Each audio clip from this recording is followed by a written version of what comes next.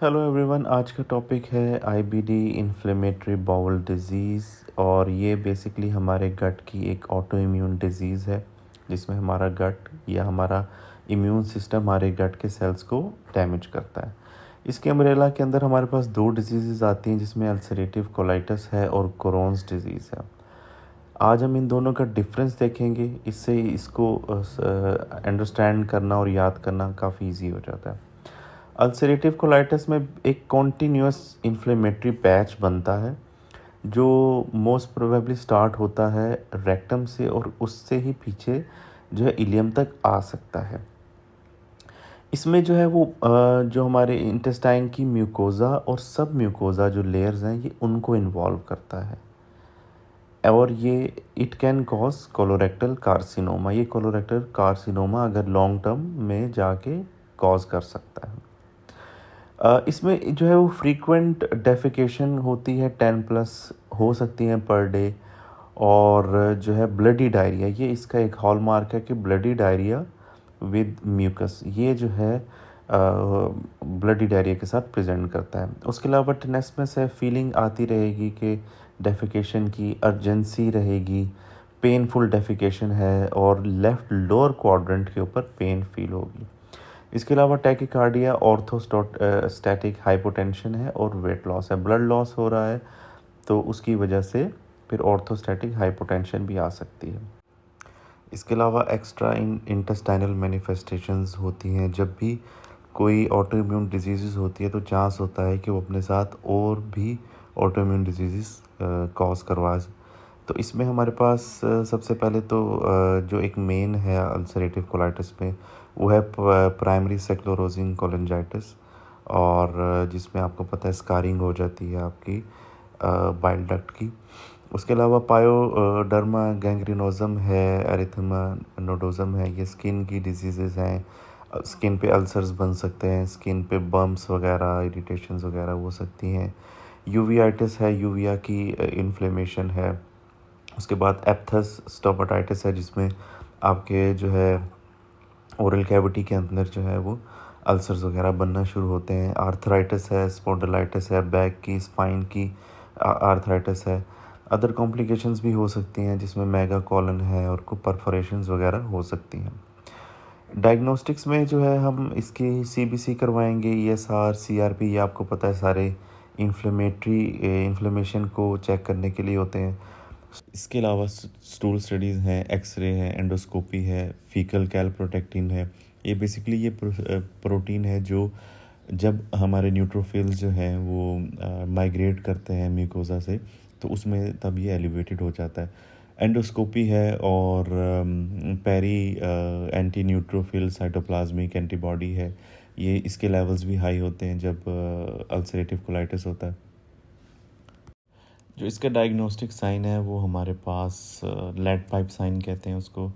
Basically loss of हॉस्ट्रा, जो small pouches होते हैं इंटेस्टाइन के, छोटे छोटे पोर्शन से होते हैं, वो स्ट्रेट डाउन हो जाते हैं इन्फ्लेमेशन की वजह से। तो एक जो प्रेजेंटेशन आती है वो एक लेड पाइप की तरह, एक पाइप की तरह की प्रेजेंटेशन आती है। इसके अलावा क्रेप्ट एप्सिस बने होते हैं गड़ों में जो है जिस तरह एप्सिस होती है।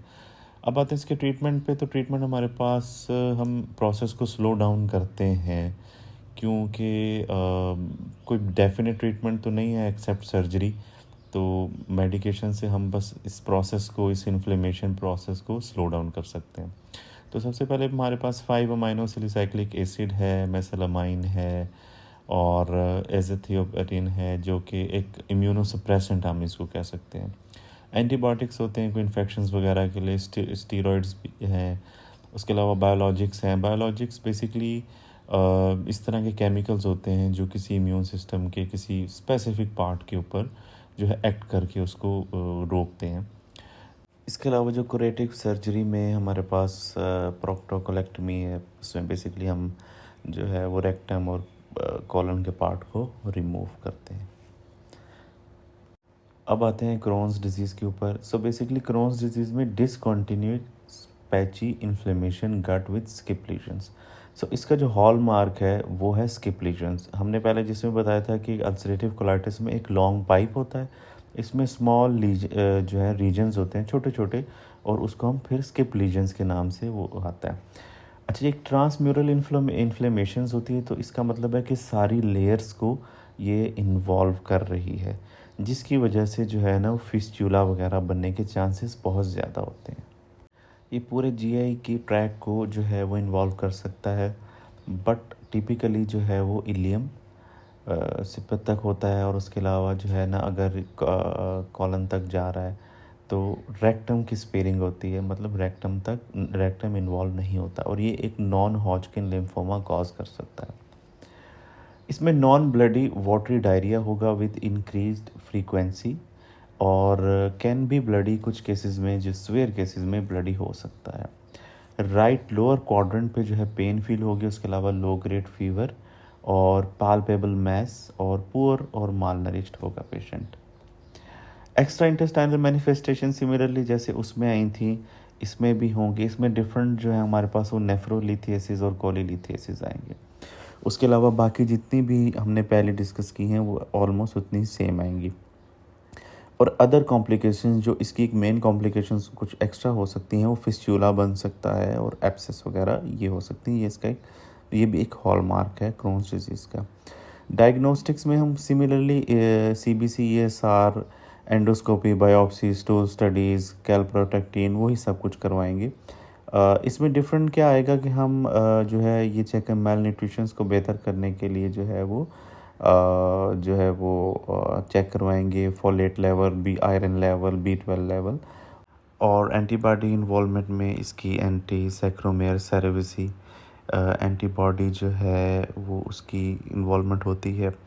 इसका जो हॉलमार्क साइन है वो हमारे पास कॉबल स्टोन्स आएगा, और इसमें जो लीनियर और वेवी एल्सरेशंस भी हो सकती हैं, जैसे कुछ लीनियर लाइंस हैं वो भी हो सकती हैं, और कुछ ऐसे वेवी पैचेस भी हो सकते हैं। और स्ट्रिंग साइन जो है वो भी इसका एक साइन है। सिमिलरली इसके ट्रीटमेंट में भी, क्योंकि ऑटो इम्यून है, तो स्टीरॉयड्स देंगे, एजाथियोप्रिन वगैरह एंटी सप्रेसेंट्स देंगे जिसमें हमारा इम्यून सिस्टम सप्रेस हो। एंटीबायोटिक्स देंगे, सिप्रोफ्लॉक्सिन वगैरह, बायोलॉजिक्स सिमिलरली वही। इसका कोई नॉन क्यूरेटिव सर्जरी है, क्रिएटिव नहीं है, क्यूरेटिव नहीं है, तो उसको भी अगर परफॉर्म किया जाता है तो just to elevate the symptoms, अगर बिल्कुल भी मेडिकेशंस या कोई और चीज़ें जो हम दे रहे हैं वो हेल्प आउट ना कर रही हों। आई होप आपको ये टॉपिक समझ आया होगा। Thank you.